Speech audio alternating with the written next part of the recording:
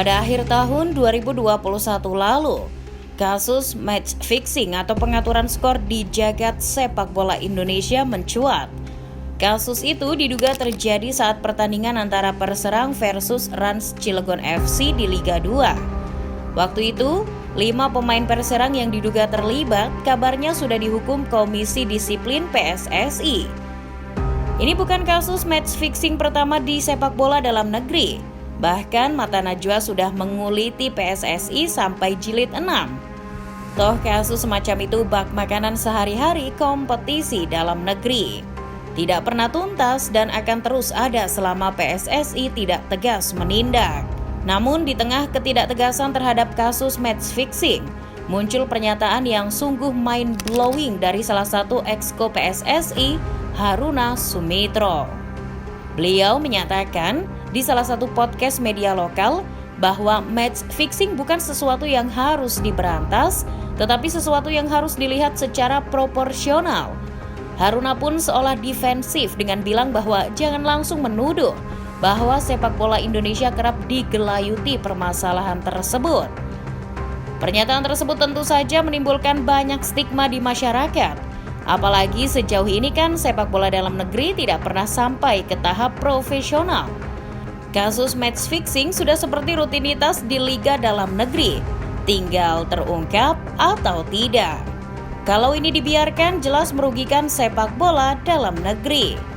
Terlebih pada kenyataannya aktivitas match fixing sudah jadi bahaya laten persepakbolaan Indonesia sejak PSSI era kepemimpinan Nurdin Halid, Johar Arifin Husin, Lanyala Mataliti, Edi Rahmayadi, dan kini Iriawan. Sebagai seorang purnawirawan bintang 3 kepolisian, masyarakat banyak berharap pada Iwan Bule. Seharusnya dengan track recordnya itu membersihkan kolam kotor persepakbolaan Indonesia dari match fixing bukanlah perkara rumit. Tapi sebenarnya mengapa match fixing perlu diberantas? Pertanyaan semacam itu memang perlu kita ulas kembali. Apakah exco PSSI saja mengatakan kalau match fixing bukan sesuatu yang harus diberantas? Intinya match fixing adalah pengaturan skor.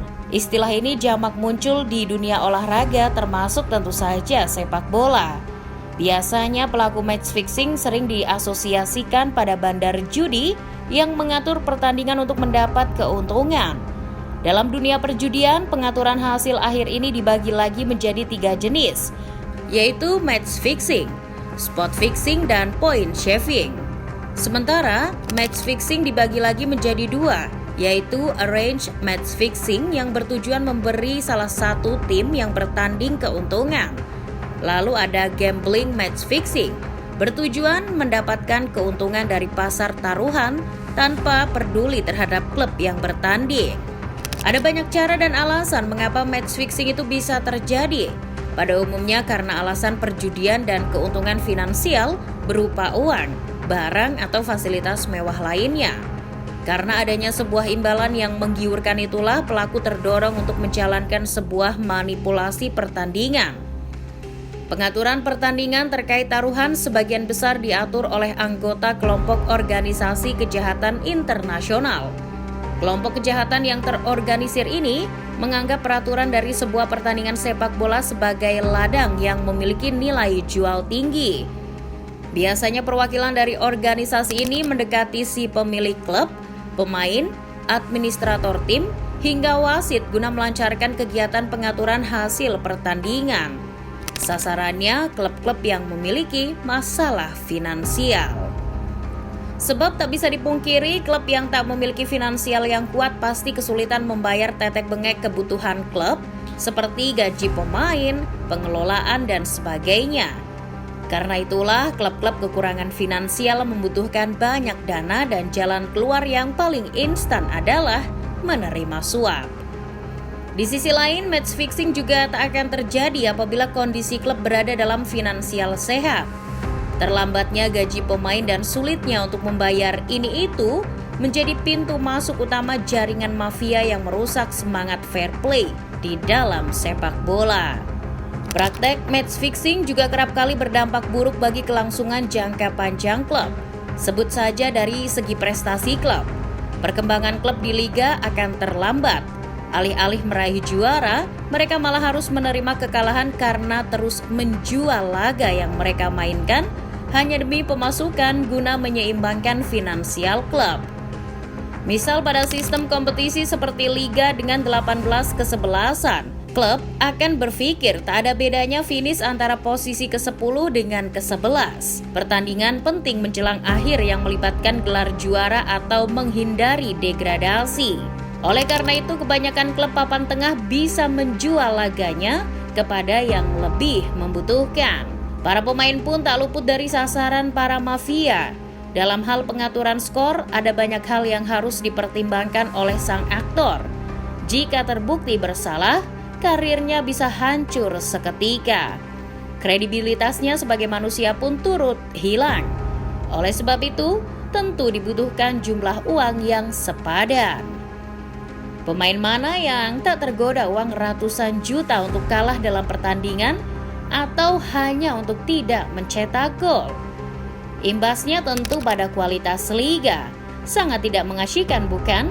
Apabila kita sudah tahu siapa yang bakal menjuarai liga, bahkan sebelum liga itu dimulai. Akhirnya supporter dari klub terlibatlah yang paling dirugikan. Bagaimana tidak?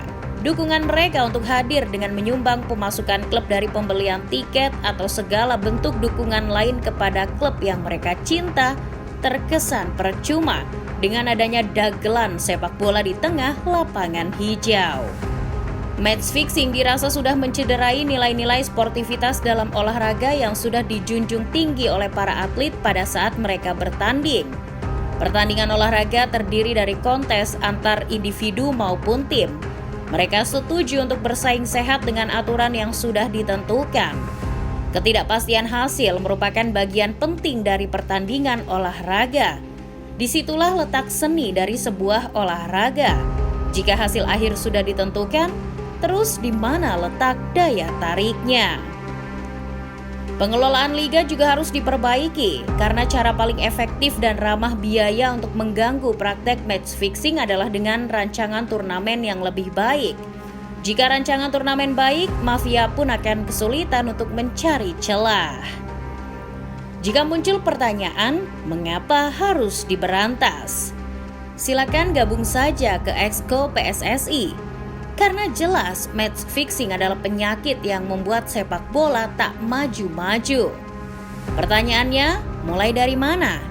Uang fenomena pengaturan skor di sepak bola bak budaya mendarah daging di Indonesia. Mengungkap dan memberantas adalah dua hal yang jauh berbeda. Masih ada upaya-upaya lain yang harus dimaksimalkan oleh federasi. Misalnya dengan mengaktifkan Satgas Anti Mafia Bola yang justru malah lenyap entah kemana. Kalau begitu saja tak becus, mau sampai kapan prestasi PSSI hanya masuk di mata najwa? Federasi harus tegas. Jangan harap sepak bola Indonesia akan maju jika masih seperti ini.